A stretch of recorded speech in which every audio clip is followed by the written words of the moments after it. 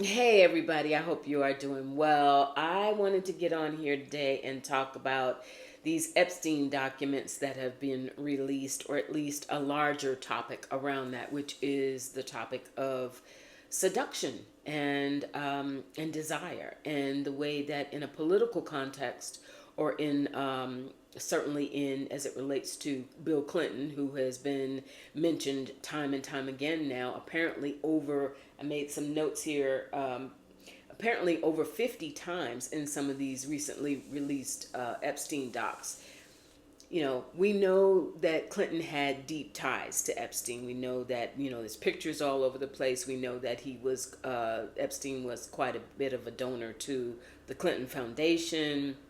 He flew on his private jet. Clinton flew on Epstein's private jet, the Lolita Express. I didn't know that until I was doing some research. So, Clinton's flying high in the sky on the Lolita Express. And I also thought about Trump, how a lot of this relates to Donald Trump in terms of, we know about his escapades. We know about what happened in the recent lawsuits with Jean Carroll. We certainly know about, many of the comments that he's made, about being sort of having that playboy flair and owning it and being proud of it, even when he was campaigning back in 2015 um, and 2016. So this notion of men who are tied to politics, who are also taking advantage of women, who are who see it as a good old boys club, even of, what can be done with wealth in the name of wealth, and seduction of, downright, young girls, underage girls, pedophilia. Um, I also was drawn to, spirit led me to think about this 24-year age gap between Donald Trump and Melania. She was what, 28 years old, if my math is correct. She was 28 years old when they got together. He was still married to his ex at the time, got rid of her, and got with Melania, and it went from there. So technically 28 years old. Melania was not seduced in that sense, in terms of being, underage.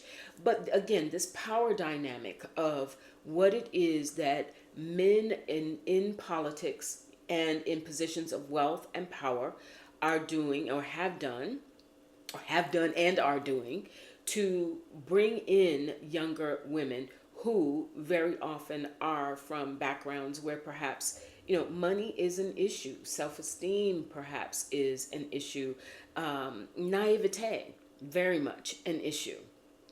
And I'm thinking about, as it relates to tarot and as it relates to our greater understanding of those dynamics, we need to understand, even within ourselves, not, what is it that drives that desire, and the extent to which, when it goes overboard, when it creeps into something that is as disgusting as pedophilia, when it is about taking people's innocence, men or women. A lot could be, spirit just gave me, a lot could be made even of, going back to all of the issues that happened in the Catholic churches, right?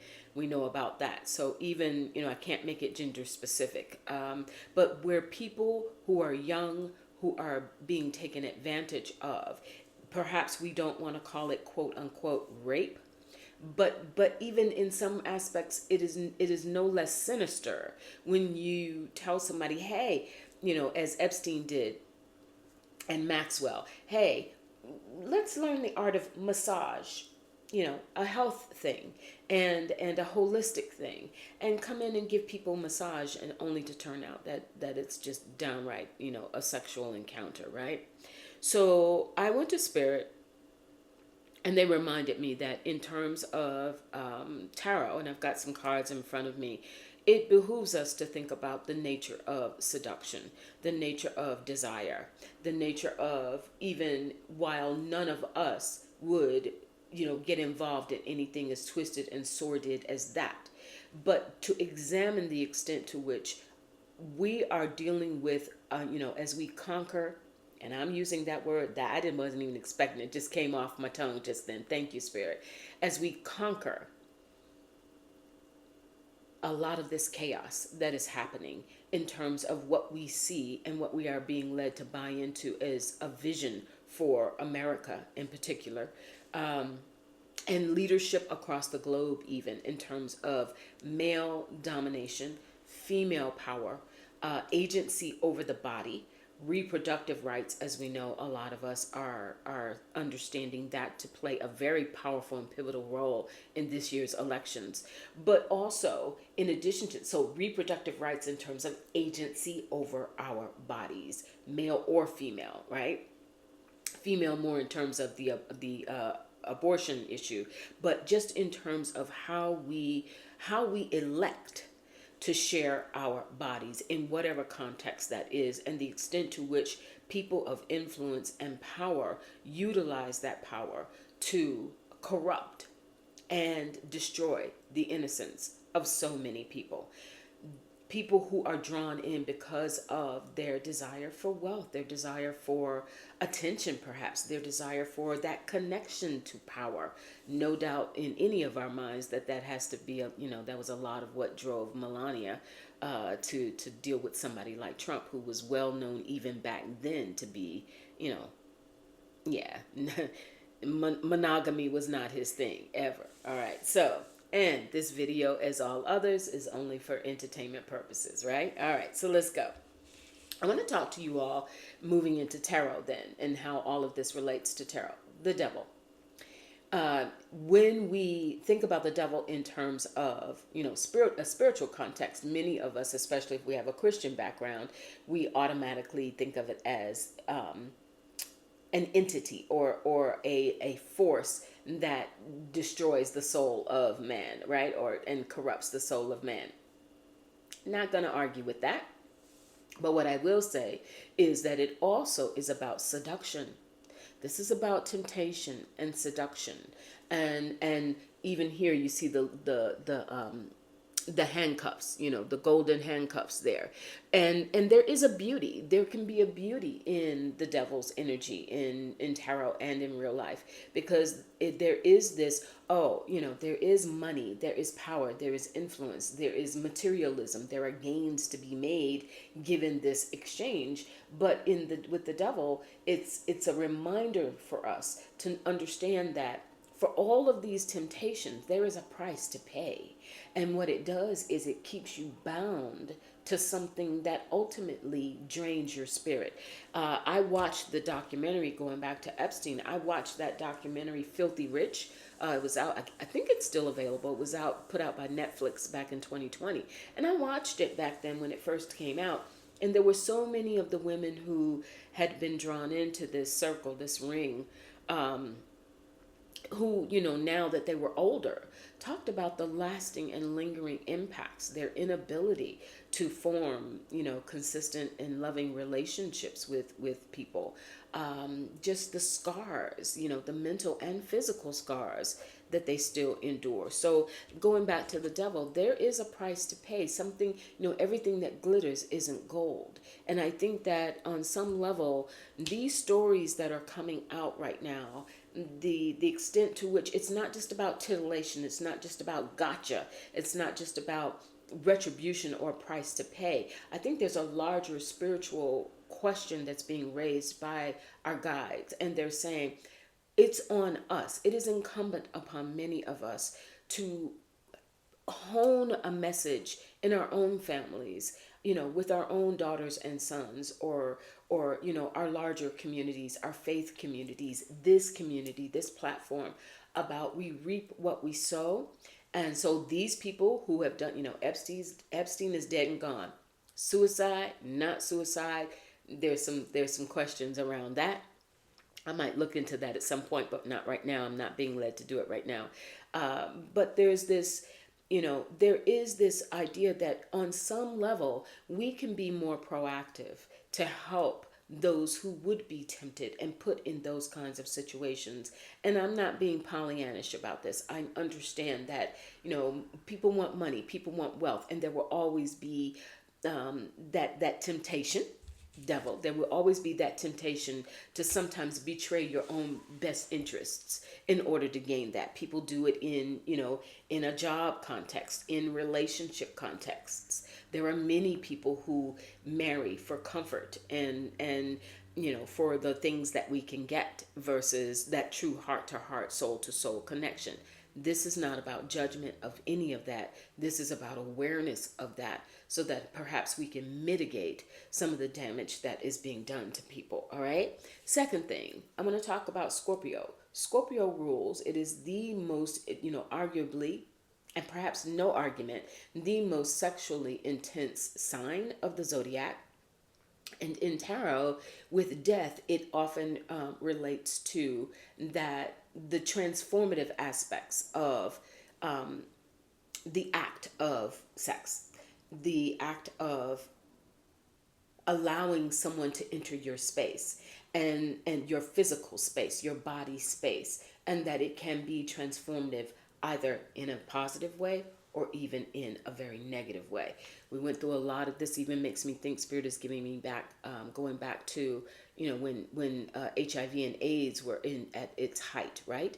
It was the idea that for our desire to have intimacy and the willingness to sometimes participate in behaviors that backfire, there are transformations that can take place. And so there's this, but what Scorpio does that is incredibly powerful, ruled by Pluto and Mars, incredibly powerful, is it allows, if we will commit to it, it allows for a deeper examination of what drives us, what is our desire to know what pleasure is, and to be able to be discerning and differentiate between pleasure for temporary gain and pleasure that can enlighten and heighten our experience here on earth. All right.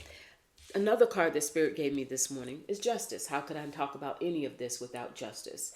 Because justice ruled by Libra, the scales.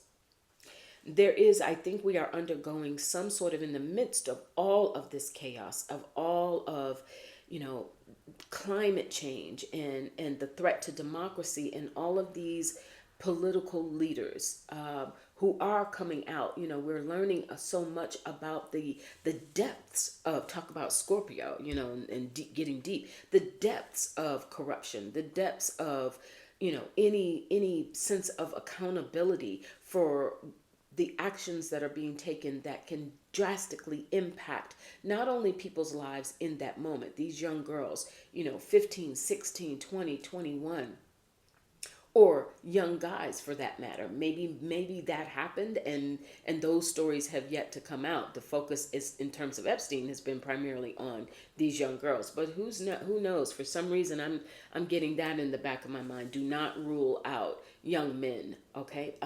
But there's this sense that justice will be served. Justice will be served.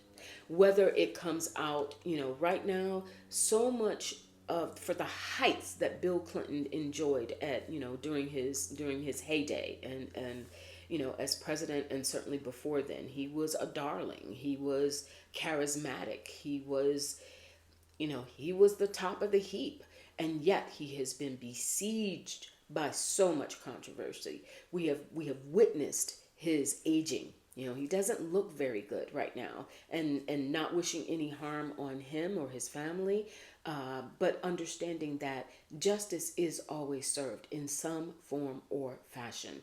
We are looking and living in real time the results and the process of litigation against Donald Trump. We'll see what happens with that. We're talking more and more about what the Supreme Court may or may not do in regards to taking him off of the ballot in many states. Some states are being more successful in challenging that than others. I think the Supreme Court is going to duck and dodge it. I don't think they're going to help that cause at all. And I do think Spirit is giving me, my guys are giving me, that Donald Trump is going to be on those ballots, or the majority of ballots. Secondly, what I've been thinking and they've been telling me is, we're getting hyped up about removing him from the ballots. It feels good. He should be stricken. Let's say that.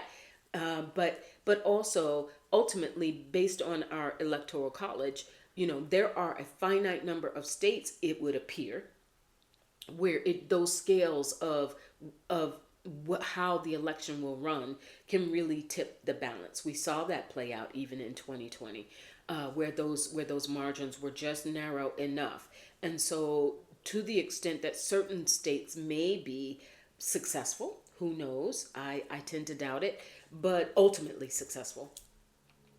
There's still a question of how that will play out in the actual election and when it comes time to deal with the electoral college. We'll see about that. My final card that I wanted to round out this with is the lovers. Because here, notice in this card, you have two people. Don't worry about the gender, doesn't matter. But it is about two souls that come together in harmony.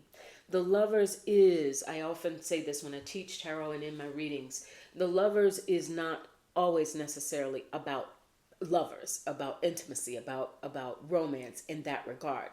It is on a higher level, on a higher spiritual level, and vibrational level. It is really about the union of people, souls. It is about a mutual understanding, mutual support, mutual benefit. It is the antithesis of the energy of the devil, where it can be very self serving, where there's a power grab, where one person seduces and says, I'll give you what you want if you give me what I want. And then it turns out what you wanted, that is not what you wanted. You pay the price because you realize you're in something that ultimately is not true to your soul, and it's not true to how you want to live your life. The price is high. The cool thing about the devil, I don't know if spirit's like cool, Ofefe, really, but the the powerful thing about the devil, the redeeming thing about this energy in the devil, is that you can always take off those handcuffs or the chains. You can always change the mind, agency over the body, the ability to have more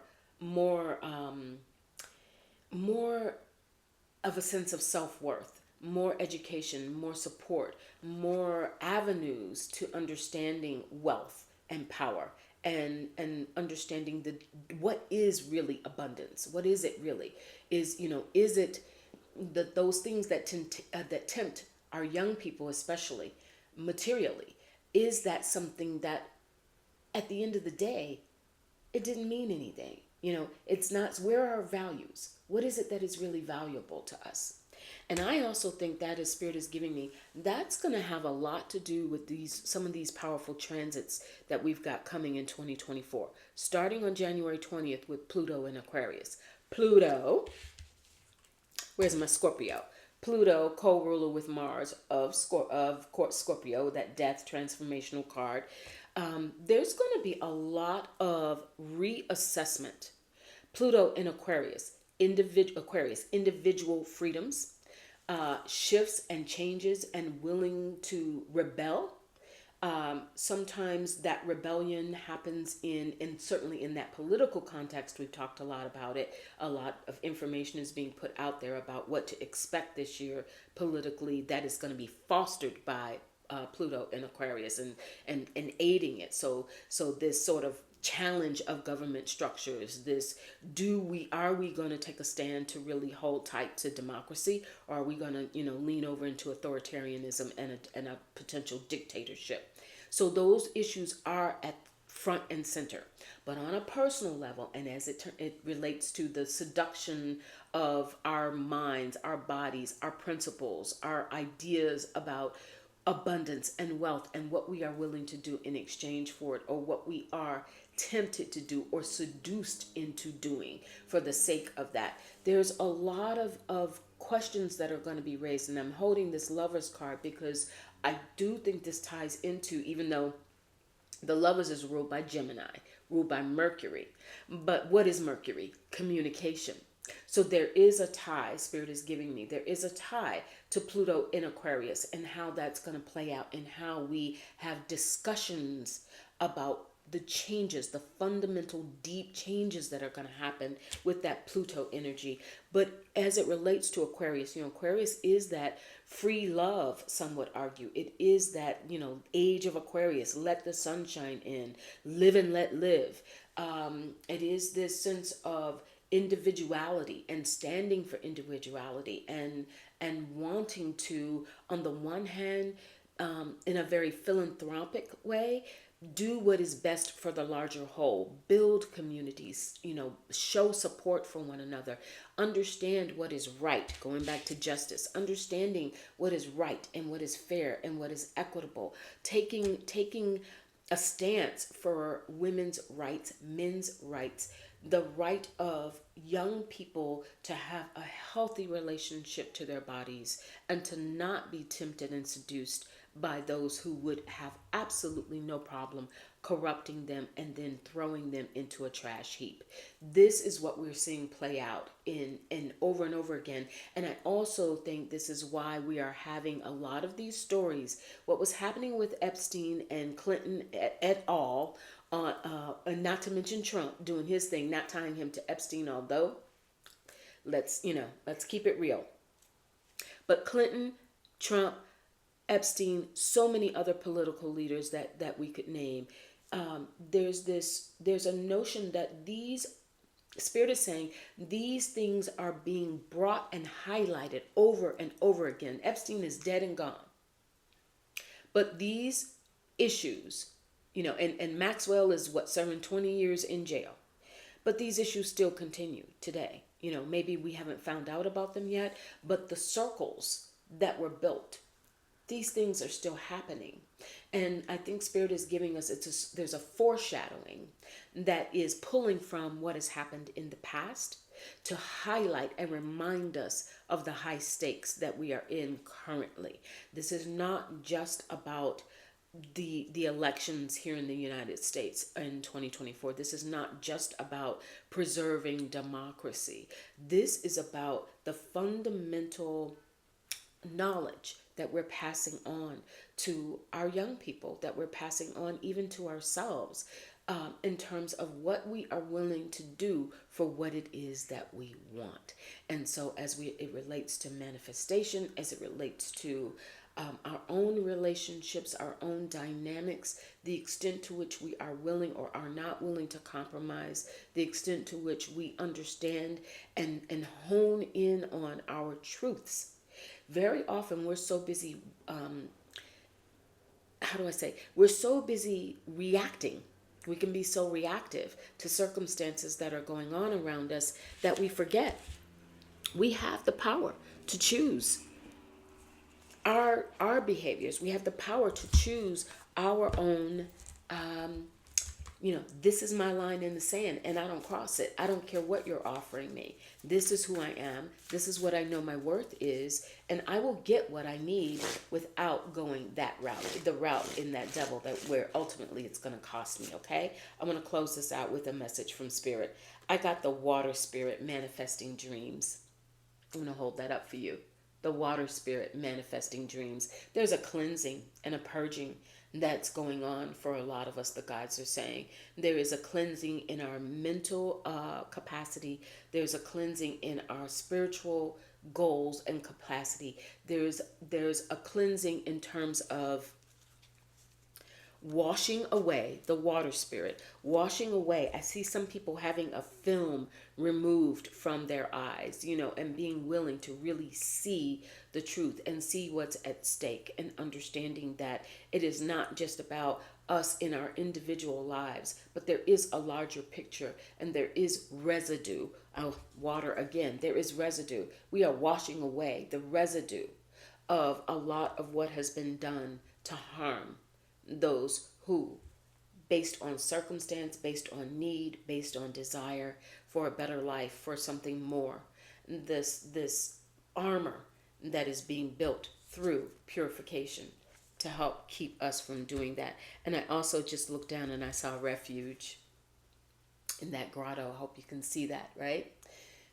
Spirit is saying we are going to build a refuge. Pluto and Aquarius is going to help us build a refuge where we can fearlessly transform and change our our decisions, our lives, our habits, our willingness to recognize the truth, and even recognize our own darker impulses in terms of desires, in terms of, and desire in and of itself is not dark. Spirit is saying, watch your words, Afefe.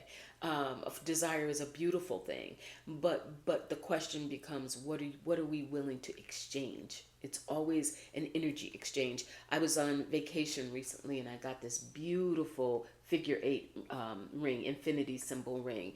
And I had never, someone described it to me as an energy exchange, equal energy exchange, that is also a part of what that infinity symbol gives us. What you are giving, are you receiving equally in return? It may not be the same thing, you know. Maybe I go to a restaurant, I can purchase the food, you have prepared the food, therefore your business is successful, and I walk away full and happy.